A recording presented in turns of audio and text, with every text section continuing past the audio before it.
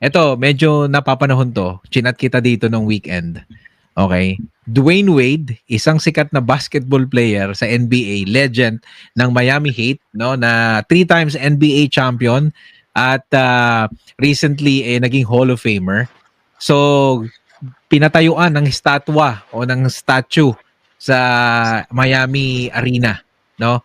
At kumalat sa internet yung pambabash kasi daw hindi kamukha. Ano ang opinion mo dito? At kailangan bang i-bash yung sculpture na gumawa nito? Oo, kung tatanungin parang in some point parang naging ano siya, parang mas maganda pa dun sa artist kasi nag-viral pa siya. Remarkable pa yung ginawa niya kasi hindi hindi perfect eh. Maganda, yun kasi maganda sa art eh. Alam sample ko kasi dito yung mga, di ba, nagmamagawa ng mga ng mga portrait na although skilled sila, sobrang skilled. Yung mga content creator na sobrang skilled na halos kopya-kopya na yung isang photography. So, bakit kailangan na kopyang-kopya na yung photography? So, may photography na nga, kopyahan na pa yung photography. So, Yes. hindi mo siya lalagyan. Di ba? Alam mo, Abe, Identity. totoo yun. Pupunta tayo dyan mamaya about sa photography. Pero gusto ko yung sinabi ng artist eh. Bago ko umpisahan yung sculpture, dinrowing muna yan, ginamitan namin ng computer, kung ano yung litrato na gustong paggayahan, at may approval yan kung saan ikakabit yung Miami organization ni Dwayne Wade, kung sino yung tao. So hindi namin to gagawin, di ba ganun naman talaga, hindi natin to gagawin nang walang approval. No? Pero ang sinasabi ng ibang taong nakakakita, ito pa yung gusto kong opinion ng ibang tao, iba kasi yung itsura ng binidyohan at pinicturan kesa at aanguluhan mo sa sarili mo kesa doon sa pupunta ka mismo doon sa artwork kung saan nakatayo yung sculpture. Magkakaiba kasi yan eh. At tama naman, no?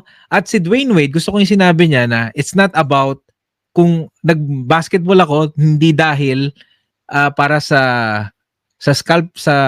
skulpturang ito, no? Nag-basketball ako para baguhin ko yung buhay ko at para baguhin ko yung pamilya ko. Ito na lang yung mga naging resulta.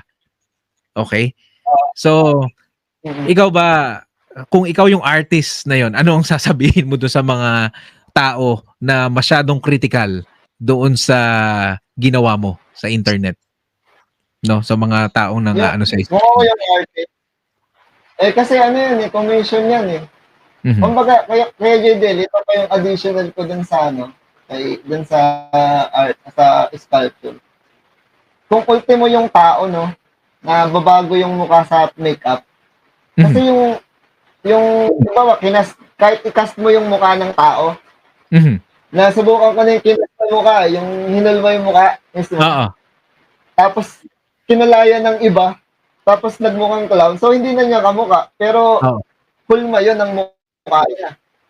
May certain tama siguro ng ilaw or kaya hindi kamukha. Or hindi kasi 100% talaga.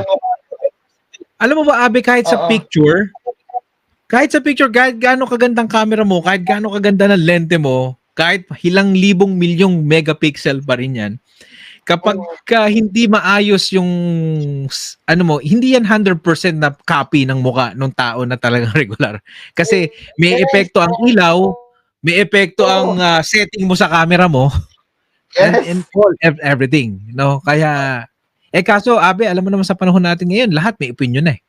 Lahat meron ng matapang na. Anyway, eto JDL yun. Sa personal kamukha talaga siya. Yun ang sinasabi ng mga nakakakita eh. Yung mga nakakita. Magpunta kayo sa Miami and then tell us na kung hindi ka mukha ni Dwayne Wade. May ganun kay JDL akong works eh. Na basta painting.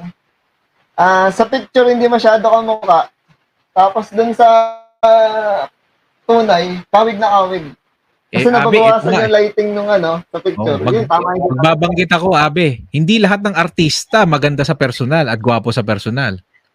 Sa TV. Meron na lang, iba lang kasi registro sa lente tsaka sa ilaw eh. Ganun lang yan. So, put it that way. Right?